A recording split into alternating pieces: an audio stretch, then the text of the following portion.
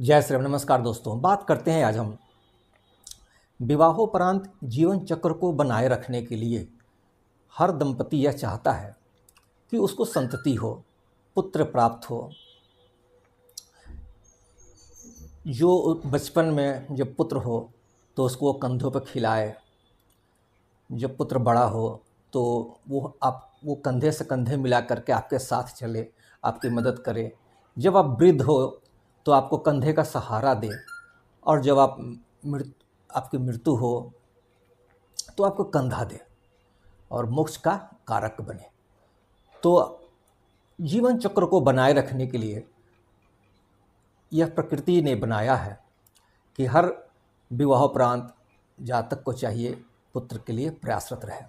आइए हम देखते हैं कि कौन कौन से ग्रह हैं या कौन कौन सी राशियां हैं जो इसमें सपोर्ट करती हैं। तो सबसे पहले हम बात करते हैं कि इसको हम लोग लग्न से देखते हैं, है ना। पहले हम देखते, ये मैंने एक फॉर एग्जांपल कन्या लग्न का कुंडली है, कन्या लग्न का बनाया हूँ।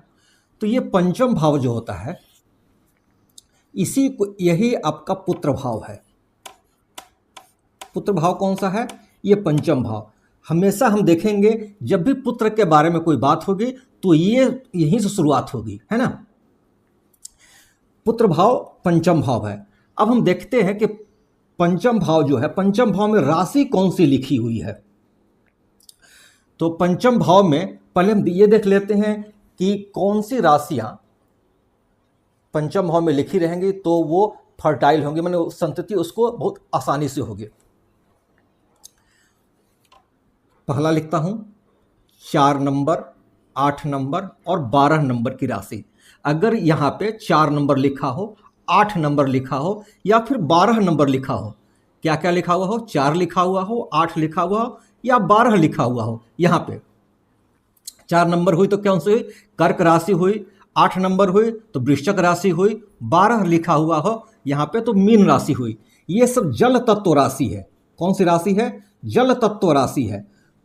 तो अगर आपके पंचम भाव में कर्क लिखा हुआ हो, वृश्चिक लिखा हुआ हो और मीन राशि हो तो इनको संतति के लिए कोई परेशान, इनको संतति अच्छी होती है ना। ये अच्छा होता है, इनको संतति के लिए अच्छी हो ये सपोर्ट करते हैं, माने वो फर्टाइल होता है ना। जमीन जैसे होता है ना कि वो जैसे सपोज कीजिए कि अच्छा होता है। अब हम बात करते हैं कौन सा राशि जो है, अगर कौन सा नंबर यहाँ लिखा हुआ हो या कौन सी राशि हो तो फिर वो थोड़ा सा वो अच्छा नहीं होगा।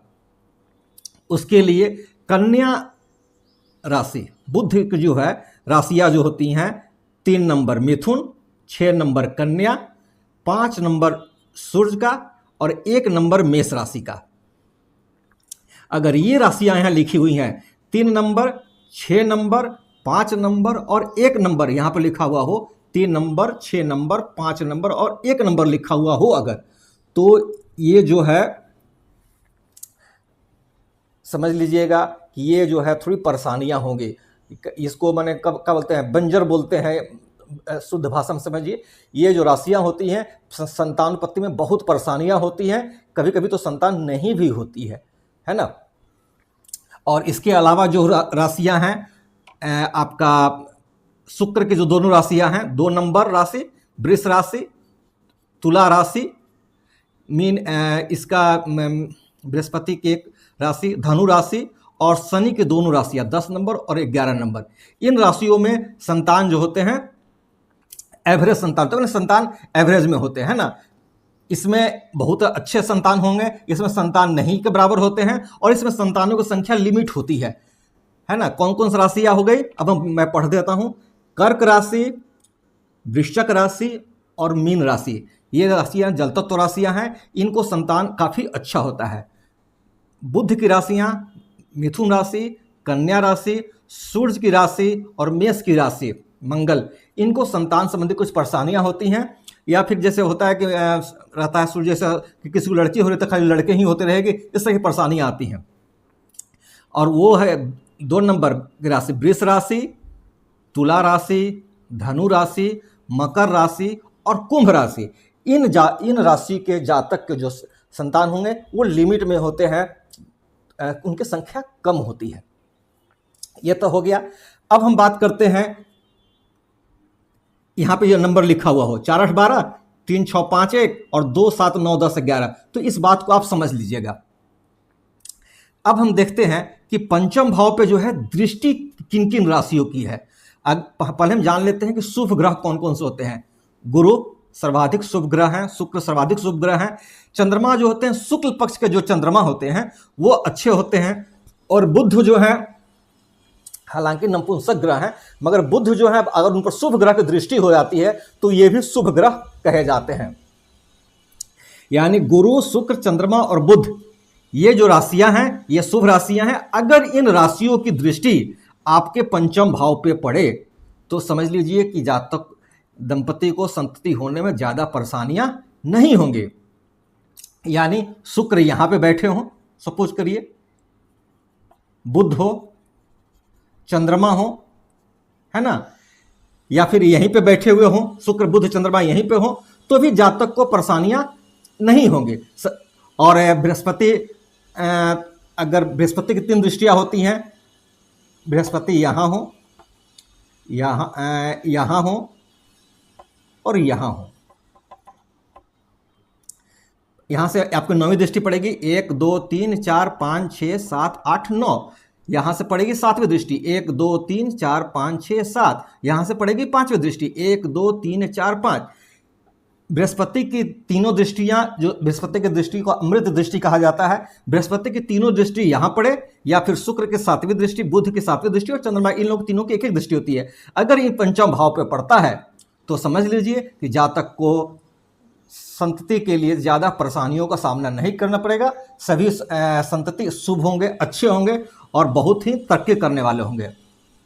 मगर वही अगर पंचम भाव पे सूर्य की दृष्टि हो, मंगल की दृष्टि हो, शनि की दृष्टि हो, राहु या केतु की दृष्टि हो, अगर ये सभी पाप ग्रह कहे जाते हैं, अगर सूर्य का, मंगल का, राहु केतु का या शनि की दृष्टि हो तो जातक को संतति होने में, संतान होने में परेशानियां आती हैं। या तो संतान विलंब से होगा, या संतान नहीं के बराबर नहीं होगा, या फिर मृत्यु हो जाएगी, या फिर उसको चिकित्सीय उपचार करके मदद करके लेना पड़ेगा, या गर्भपात हो सकता है, या जातक या बहुत दिन के बाद बहुत विलंब से पुत्र होगा। ये सब कुछ परेशानियां आती हैं अगर इनकी दृष्टि। अब मान लीजिए मंगल है, मंगल की 3 दृष्टियां होती हैं, 4 7 और 8, है ना। तो देखना पड़ेगा, जैसे मान लीजिए मंगल यहाँ पे है तो इसकी 8वीं दृष्टि पड़ेगी, यहाँ पे हो तो 7वीं दृष्टि पड़ेगी। यहाँ पे मंगल हो, मंगल मान लीजिए कि कहाँ कहाँ पे हो सकते हैं, मंगल यहाँ पे होंगे तो 8वीं दृष्टि, यहाँ मंगल होंगे तो 7वीं दृष्टि, और यहाँ मंगल होंगे तो 4थी दृष्टि पड़ेगी आपके पंचम भाव पे। सूर्य की सीधी दृष्टि सूर्य यहाँ पे होंगे तो फिर उनकी 7वीं दृष्टि यहाँ पड़ेगी। शनि की होती है 3 7 और 10 दृष्टियां होती है। यानी शनि अगर यहाँ पे होंगे, आप अपनी लग्न कुंडली में देख लीजिएगा, शनि यहाँ पे हो तो उनकी 10वीं दृष्टि पड़ेगी, शनि यहाँ पे अगर हो तो उनकी 7वीं दृष्टि पड़ेगी, है ना, और शनि अगर यहाँ पे हो तो फिर उनकी 3री दृष्टि ये पंचम भाव पे पड़ेगी। तो अगर शनि की दृष्टियां 3 दृष्टियां हो, सूर्य की सीधी दृष्टि हो, राहु केतु की भी सीधी दृष्टि होती है, और मंगल की 4थी 7वीं 8वीं कोई भी दृष्टि का अगर पड़ रही है पंचम भाव पे तो ये सब परेशानियां आपको आएंगी ही। अब हम देखते हैं कि इस दंपति को संतति होगा कब। ये तो मैं देख लिया कि परेशानी आएंगी। अब हम ये देखेंगे कि पंचमेश जो है कौन कौन से भाव उसके लिए सपोर्ट करते हैं संतति होने में। पहले देखेंगे पंचमेश कहाँ बैठे हैं। पंचमेश अगर केंद्र भाव में बैठे हैं कोई दिक्कत नहीं, कहाँ कहाँ नहीं बैठे हैं पहले ये देख लीजिए। पंचमेश जो है, पंचम के जो स्वामी हो, 6ठे भाव इसको बोलते हैं, 8वें भाव इसको बोलते हैं, और 12वें भाव, ये तीनों भाव में नहीं बैठे होने चाहिए। जो पंचम के स्वामी है, मान लीजिए यहाँ शनि लिखे हुए हैं तो शनि कहाँ कहाँ नहीं बैठे होना चाहिए, यहाँ बैठे हुए नहीं होना चाहिए, यहाँ बैठे हुए नहीं होने चाहिए, और यहाँ बैठे हुए नहीं होने चाहिए। अगर ऐसे होंगे तो जातक को संतति बहुत विलंब से होगा, या फिर परेशानियों से होगा, या नहीं कभी कभी हो सकता है। या फिर आपके षष्टम के स्वामी, अष्टम के स्वामी और द्वादश के स्वामी। यानी अगर यहाँ पे हैं तो शनि हो गए, यहाँ हो गए मेष हो गए और यहाँ सूर्य हो गए। अगर इसके स्वामी अगर यहाँ बैठे हुए होंगे तो भी जातक को संतति से परेशानियों को दो चार होना पड़ेगा, ये नहीं होगा। अब हम एक और बात करते हैं, ये पंचम है, पंचम से षष्ठ 1 2 3 4 5 6 ये हो गया, इसको नोटिस करिएगा। इसे करता हूँ 6 7 8 और 12, 8 9 10 11 12। अगर छठे, अगर पंचम से षष्टम, अष्टम और द्वादश, पंचम से षष्टम, अष्टम और द्वादश भाव में अगर पाप ग्रह हो, आपके पंचम भाव से गिन लीजिएगा, षष्टम जो आपका कर्म भाव हो गया, अष्टम आपका द्वादश भाव हो गया और आपका पंचम से द्वादश आपका कर्म भाव आपका हो गया सुख भाव, चतुर्थ भाव हुआ है ना। अगर इन भावों में पाप ग्रह हो तो फिर जातक को परेशानियां आती हैं, जो संतान होंगे उसको परेशानियां आएंगे, संतान आपको परेशान करेंगे। जब आपकी जरूरत होगी तो संतान आपको परेशान करेंगे। अगर शुभ ग्रह हो तो काफ़ी अच्छा माना जाएगा, है ना। अगर यहाँ पाप ग्रह हो मान लीजिए तो फिर क्या होता है, जातक को जो कमाएगा उससे परेशानी होगी उसको। यहाँ आपने देखा होगा किसी किसी कुंडली में अगर मान लीजिए राहु हो, है ना, तो फिर वही ऐसे होते हैं जो अपने पुत्र को नहीं, पुत्र जो होते हैं अपने पिता को एजाइलम में भेज देते हैं। आजकल बना हुआ है सब, जो बाहर है उसको वहाँ ले जाकर छोड़ाते हैं या बातचीत नहीं होती, बहुत सारी परेशानियाँ आती हैं, ये सब परेशानियाँ आती हैं। चलिए हो गया। अब हम बात करते हैं बृहस्पति अगर पंचम भाव में बैठे हों, बृहस्पति अगर मान लीजिए यहीं पे बृहस्पति बैठे हो, बृहस्पति की दृष्टि मैंने बताया सब अच्छी शुभ शुभ होती है। बृहस्पति यहाँ और यहाँ बैठे हों तो फिर काफ़ी शुभ दृष्टि होगी, संतति होने में अमृत होता है उनका दृष्टि। मगर अगर बृहस्पति यहाँ बैठे हों, पंचम भाव में खुद बैठे हों, तो फिर ये नाश करते हैं, उस भाव के प्रभाव को नाश करते हैं, कम करते हैं। अगर बृहस्पति पंचम भाव में बैठे हों और खासकर अगर 9 नंबर की राशि, 12 नंबर की राशि यानी स्वराशि हुई, 4 नंबर की राशि कर्क राशि में ये उच्च के होते हैं और 10 नंबर की राशि आपके मकर में ये नीच के होते हैं। अगर इन भावों में बृहस्पति हैं तो समझ लीजिए कि जातक को संतान होने में काफ़ी परेशानी होगी, कभी कभी तो नहीं भी होती है। इसलिए बृहस्पति का यहाँ बैठे हैं अगर, तो जातक को चाहिए कि लड़का को कि जब विवाह हो रहा हो तो पत्नी, उसकी पत्नी जो जिसके साथ कुंडली मिलान हो रहा उसको भी देख ले, कहीं उसकी कुंडली में तो कहीं बृहस्पति यहाँ बैठे नहीं है। अगर बैठे हों तो समझ लीजिए कि अच्छा नहीं रहेगा, उससे विवाह करना ही नहीं चाहिए। और भी कुछ बात है, चलिए ये हो गया। अब हम बात करते हैं कि कब संतान होगा। उसके लिए क्या करेंगे हम देखेंगे। हाँ, पहले ये पंचम भाव हो गया, है ना।